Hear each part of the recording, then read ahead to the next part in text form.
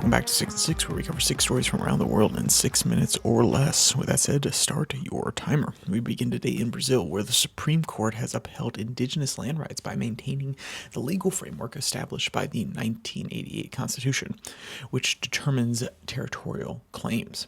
This ruling blocks legislative attempts to revise indigenous land boundaries and represents a significant victory for indigenous communities.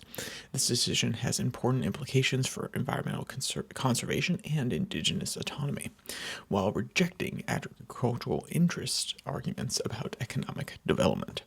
From Reuters, quote, "The Supreme Court's judgment serves as a powerful reminder of the need to balance development with ecological and social responsibilities.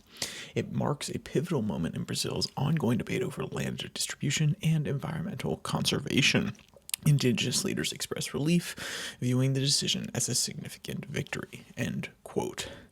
Next, we travel across the Atlantic, where in Guyana, the Samandu iron ore project is experiencing significant workforce reductions, with hundreds of employees being laid off despite plans to begin output by the end of 2025. The project, a collaboration between the Guyanan government and SMB winning a consortium and Rio Tinto, has sparked local community tensions over job security and economic benefits.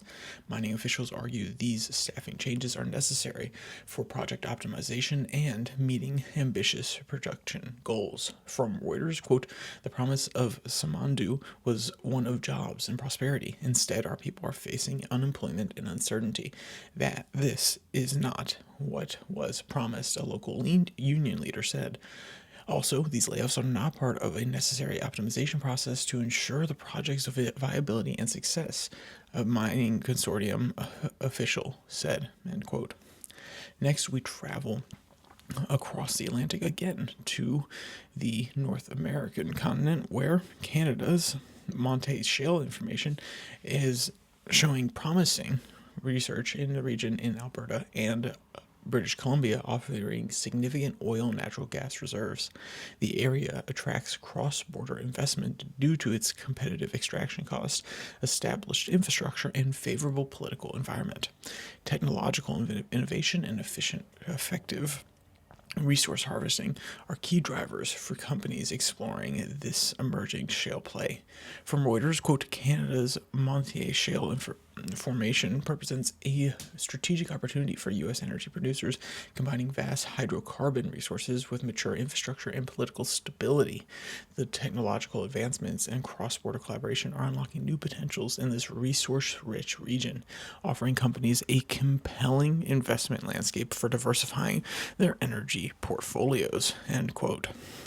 Next, we travel across the world to Taiwan, where their central bank has revised the GDP growth forecast upward, reflecting strong economic performance driven primarily by the technology sector. Despite global uncertainties and geopolitical tensions, the bank maintains its current interest rates for supporting economic stability, and the positive outlook is underpinned by robust semiconductor and electronics demand, coupled with steady domestic consumption. From Reuters, quote, "Taiwan's economic resilience is largely driven by its advanced technology sector, which remains a pivotal growth engine. Despite external uncertainties such as potential trade disruptions and geopolitical risk, the domestic economy is expected to benefit from robust demand for semiconductors and electronics," end quote. Next, we travel south to Australia, where a devastating shooting occurred at Bondi Beach, resulting in multiple casualties and deeply affecting the local community.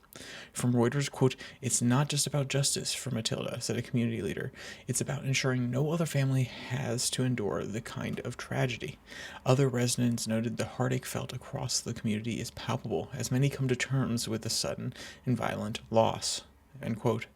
The tragedy has claimed several lives, and Matilda being identified by the youngest victim, whose funeral is scheduled for Thursday, end quote. And lastly, we finish in Europe, where Germany has launched a 30 million billion euro climate fund designed to accelerate private investment in climate technology and infrastructure by 2026.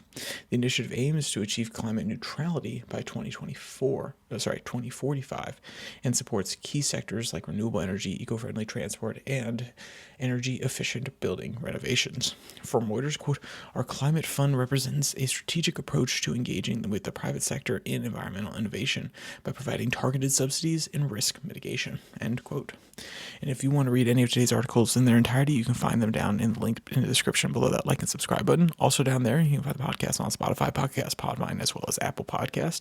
And the link to the Twitter handle at Your Daily Flip, where I post the links to these episodes on Tuesday and Thursday, and the normal podcast on Monday, Wednesday, Friday. So with all that said, there's only one more thing to say. Stay safe. Don't die.